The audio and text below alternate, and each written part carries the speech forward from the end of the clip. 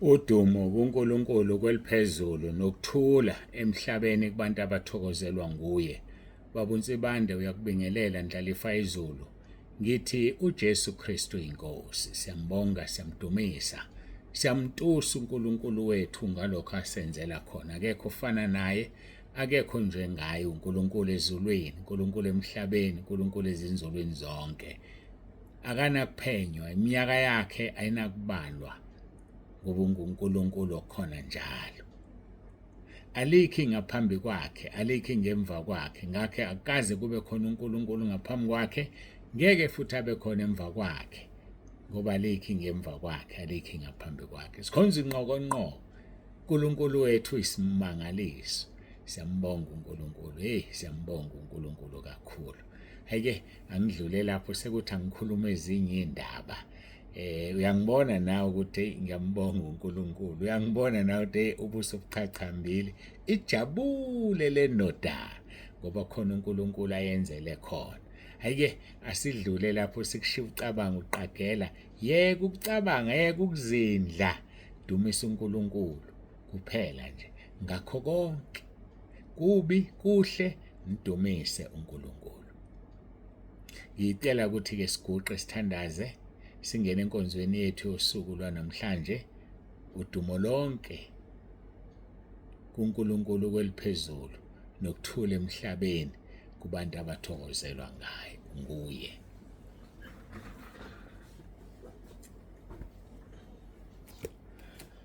Baba wethu ongcwele, uNkulunkulu wethu onomusa, siyazithoba phambi kobuso bakho, siyabonga ukusithanda kwakho, siyabonga konke osenzele khona. Siyakubonga Nkosi enomusa, ngiyacela ukuthi ube kanye nathi usifihle edwaleni linguwe. Khuluma ke Nkosi izwi lakho uzambule. Sipha amandla okulizwa silenze. Ngiyathandaza ngicela ngoba ngiyazi ukuthi uyangizwa. Futhi ngiyazi ukuthi uyangiphendula. Hayi ukuthi uzongiphendula, uyangiphendula. Ngaso sonke isikhathi ngiyabonga Nkosi Jesu. Ngiyabonga izwi lakho uyaligcina, ngisize nami ngiligcine lami. Ngiyakhumbula Nkosi usanda ukungibiza, ungitshela ukuthi awufuni ngiphathwe. Ngathandaza ngathi ngiyacela Nkosi noma yinini mangibuza ukuthi ungiphendule. Kusukela lapho ukwazi ungangiphenduli. Uyaligcina izwi lakho. Nezinye izethembiso zakho uyazigcina ungithembise zona. Ngiyabonga, ngingelutho. Ngiyisona ezidlula zonke ezinye izona emhlabeni, kodwa wangenzela umusa wangihawukela. Ngiyabonga Nkosi, ngiyabonga. Ngiyabonga uNkulunkulu onomusa. Ngiyabonga Nkosi Jesu, ngiyabonga Moya Ongcwele. Iba nathi nakule nkonzo ukukhuluma uzambule. uJesu Kristu inkosi. Amen.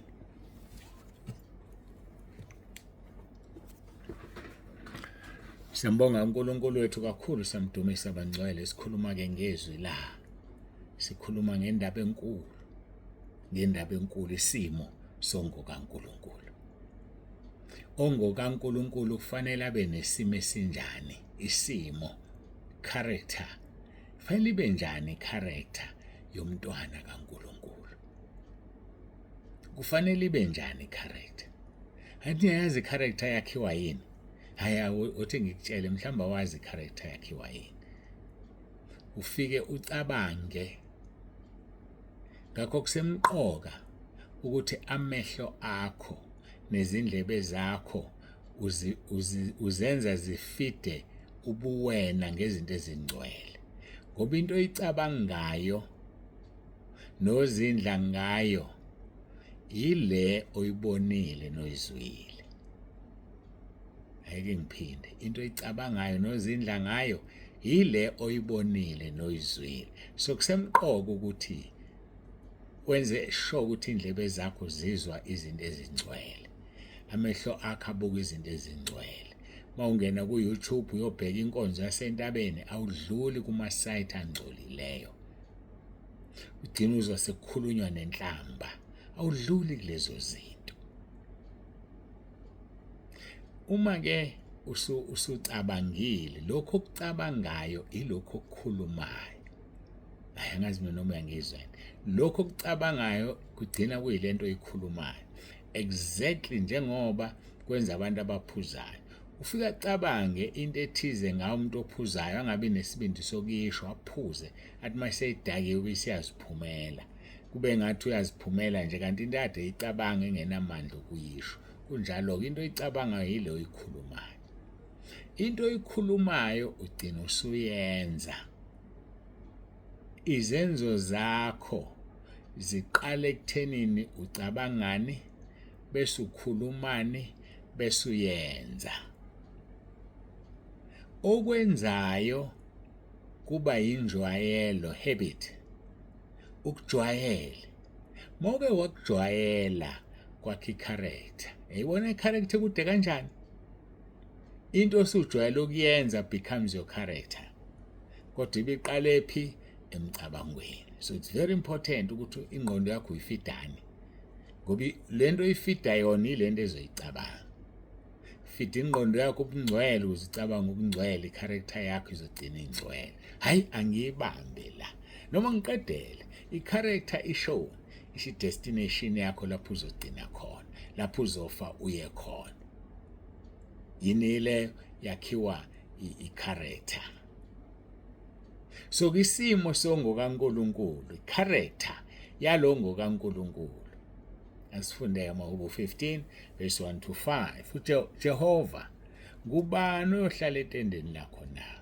ngubani okwakhe entabeni yakhe engcwele na yilo ohamba ngobuqotho nowenza ukulunga okhuluma iqiniso enhlizweni yakhe verse number 3 ongahlebi ngolimi lwakhe nongamona umngani wakhe nongamhlaza umakhelwane wakhe verse 4 obuka onengekayo ngokuza kumenyanya kepha bazisa abamesabayo uNkulunkulu ofunga ngokuza kumlimaza nokho angalaphula izwi lakhe ongatsheleki umuntu imali yakhe ukuba izale nongamukela umvuzo ngongenacala owenza lokhu akayokuzanyazanyiswa naphakade sibuka i-character isimo isimilo songokaNkulunkulu sesikhulumile-ke ngoverse 1 nangoverse 2 sikuverse 3 la sikhona ongahlebi ngolimi lwakhe nongamhlazi umakhelwane wakhe akufanele uhlebe ungamona umngani wakho ungamhlazi umakhelwane wakho lezi zinto kufanele ziphelele kuwe njengomntwana kaNkulunkulu masibuka ke lapha kuTimotheo wokuqala chapter 5 verse 15 lingelinye lamavesi amafushane ngokuba nakalokho abanye sebethezukele kuSathane abanye sebethezukele kuSathane awuthezukele yini wena kuSathane umuntu othezukile umuntu ophumile endleleni abeyihamba wayesengena endleleni umxhantela lo muntu bezulwini umthetho wakhe wayeseyathezuka bathezukele kuSathane omunye uthezuke ethi uyophumula omunye uthezuke ngezathu eziningi kodwa lokho kuzokwenza ungaphumeleli ukhona indaba engayazi ukuthi iqiniso noma yilona iqiniso kuthiwa ngelinye ilanga inkosi ethize yafunela indodakazi umkhwenyana oqotho inkosi yafunela indodakazi umkhwenyana oqotho esizweni sayo yayiseyakha umncintiswano wokugijima yafuna umncintiswano wokugijima wahlelwa waqedwa yayisibeka iphazamiso endleleni yokugijima ngoba ifuna umkhwenyana oqotho zaphuma ke insizwa zifuna intombi indodakazi yenkosi waqala umjaho yaphuma insizwa yaqenqeleka yezwa yaqenqeleka yayishiya ezinye yayishiya futhi ongathi iphambana nazo theyisesendleleni yabona into ecwebezelayo hayi bakude laba abangifika yini lecwebezelayo yashona khona mayifika icathule ezinhle zegolide madoda nasi sipho sendodakazi yenkosi yabuya yawujoyina indlela yagijima yabona okunye okucwebezelayo yaphambuka. Yini le futhi manje? Mayijiki ishona khona yacwebezela leyanto iring. Iring enhle kanje. Uziphathela indodakazi yenkosi. Yabuya.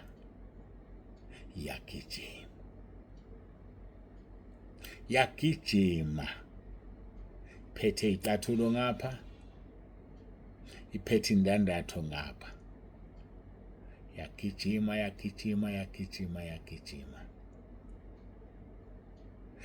Kanti abakhona sebedlulile.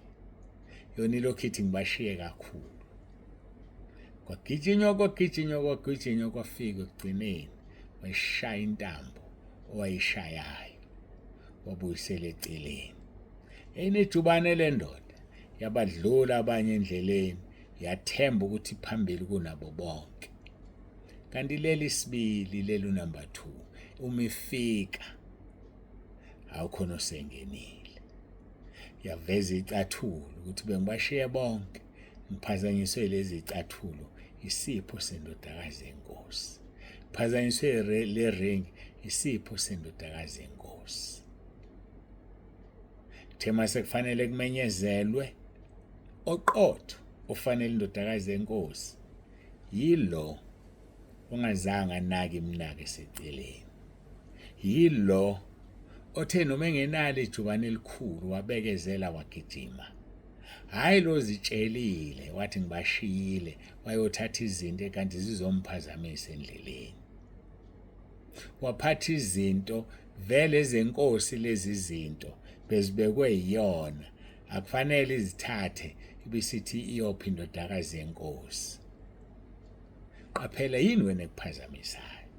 Yini ekuqhezukisa endleleni? Uthi umpostoli uPaul mayibhala Timotheo chapter 5 ngokuba nakalokho abanye sebethezukele kuSathane. Banaka iminako yalelizwe. Khumbula uSathane wathatha uJesu wambeka esicongweni sethempeli. Wathi izwise phansi ungikhothamele. Wathi uJesu ulotshe uthi ungaboyikhonza enye inkosi. Wathi uSathane kulotshe ukuthi ingelosi zokuthwala. Wathi uSathane ungabomlingo uNkulunkulu. Umthatha wambeka esicongweni sentaba. Wathi bheka yonke lembuso ngikunikeza yona. Wakhohlwa ukuthi uJesu akuvelanga lutho ngaphandle kwakhe. Abanye sebechezukele kuSathane. Kanti sebedela indlela kuyiyona yeqiniso. Sebeyolanda izinto ezingeke zibasize. Ungachezukeli kuSathane. Ibaqotho. Ungachezukeli kuSathane. Ngeke kukusize. Ungahlebi ngolimi lwakho. Ungamona umngani wakho. Umhlazi umakhelwane wakho. Zigade lezi zinto zontathu. Ungahlebi. Ungamoni. Ungamhlazi. Mhlawumbe wakhuluma wahleba usibanibani umhlaza, umveza, umdalula. What did you get out of that? Watholani?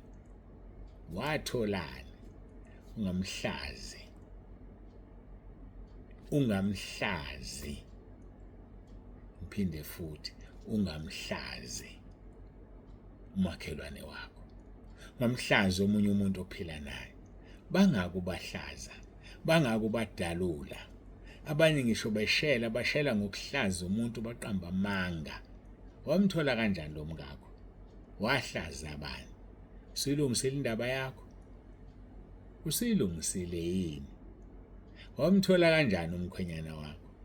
Awuzange uhlaze intombi ayithandana nayo, wayikhuluma kabi, wayibeka amabala, wayisho yonke lento, wayifuna amaphutha khona uzongena kulomuntu ngoba uyabona bayathandana. Utshele ubani webaba uNsibande? Utshele ubani? Mina ngibuza ukuthi wakwenzelani? Ngeke ukwazi ukuhlala etendeni likaNkulunkulu. Ngeke ukwazi ukwakhe entabeni yakhe engcwele. Ukuze wakhe ibaqotho. Ukuze wakhe yenza ukulunga. Ukuze wakhe khuluma iqiniso enhlizweni yakho. Ukuze wakhe ungahlebi ngolimi lwakho. Kuze wakhe entabeni kaJehova ungamoni umngani wakho. Kuze wakhe entabeni kaJehova ungamhlazi umakhelwane wakho. Bangaki ubahlaza, ubaveze obala, ubembula izinqe? Bangaki ngempela? Petro wesibili chapter 2 verse 7. Petro wesibili chapter 2 verse 7. Uthi nolothi olungileyo ehlushwa ngokuhamba ngamanyala kwabangenamthetho wahlangulisa ngokubona nangokuzwa lona olungileyo ehlala phakathi kwabo wezwisa ubuhlungu umphefumulo wakhe olungileyo imihla ngemihla ngenxa yezenzo ezingenamthetho. uNkulunkulu uyakuhlangulisa. Wahlangulisa uLothi ehlezi endaweni engcolile lapho kukhona abesilisa abalala nayo nabesifazana abalala nayo, behamba ngamanyala ezubuhlungu emphefumulweni. Lithi izwi lenkosi kodwa uNkulunkulu wamhlangulisa. Ngoba unguNkulunkulu onjani? Ohlangulisayo. Wena ibaqotho uzokuhlangulisa. Yenza ukulunga uzokuhlangulisa. Khuluma iqiniso enhlizweni yakho uzokuhlangulisa. Ungahlebi ngolimi lwakho. Ungamoni umngani wakho. Ngamhlazi umakhelwane wakho. Uzovuna izithelo ezinhle. uNkulunkulu uzokuhlangulisa. uNkulunkulu uzokuhlenga. uNkulunkulu uzokungcwelisa, akungenise ezulwini lakhe. Wena ibaqotho, hlukana nesono. Ufihle isiphambeko sakhe akayikuphumelela, kodwa ozivumayo azishiye uzothola umusa. Izaga 28 verse 13. Masikhuleke simbonge uNkulunkulu wethu. Onjani? Onesimo esinjani? Oyokwakhe etendeni likaJehova na? Oyohlala akhe entabeni yakhe engcwele na? Masiguqe sikhuleke.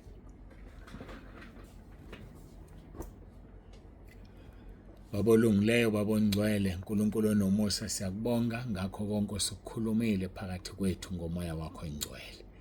Sisize Nkosi sinamathele kuwe. Sisize Nkosi siyiphile impilo engcwele oyifunayo kuthina. Sisize Nkosi singamoni umngane wethu, singamhlazi umakhelwane wethu, singahlebi ngolimi lwethu, sibe qotho phambi kobuso bakho. Senze ukulunga, singakhulumi inkohlise enhlizweni. Siyabonga uNkulunkulu wethu uthando olungako lisosithanda ngalo. Ngenelela empilweni yalona loyo, aphile impilo engcwele, abe ngcwele njengoba wena ungcwele. Siqalekisa yonke imimoya amadimoni amadevil worshipers amasatanist. Awanasabelo phezu kwalo olalele lenkonzo manje noma phezu kwalo oyibuka ku YouTube manje. Ngithi ngegama elinamandla lenkosi yethu uJesu Kristu, phezu kwalo mzimba ngithi uJesu Kristu inkosi, phezu kwalo mzimba uJesu Kristu inkosi, phezu kwalo mzimba uJesu Kristu inkosi. Amen. Siyambonga ke kakhulu uNkulunkulu wethu, siyamdumisa, bangcwele, akekho ufana naye, akekho njengaye. Babunzi bantu siyavalelisa. Ube nosuku oluhle. uJesu Kristu inkosi.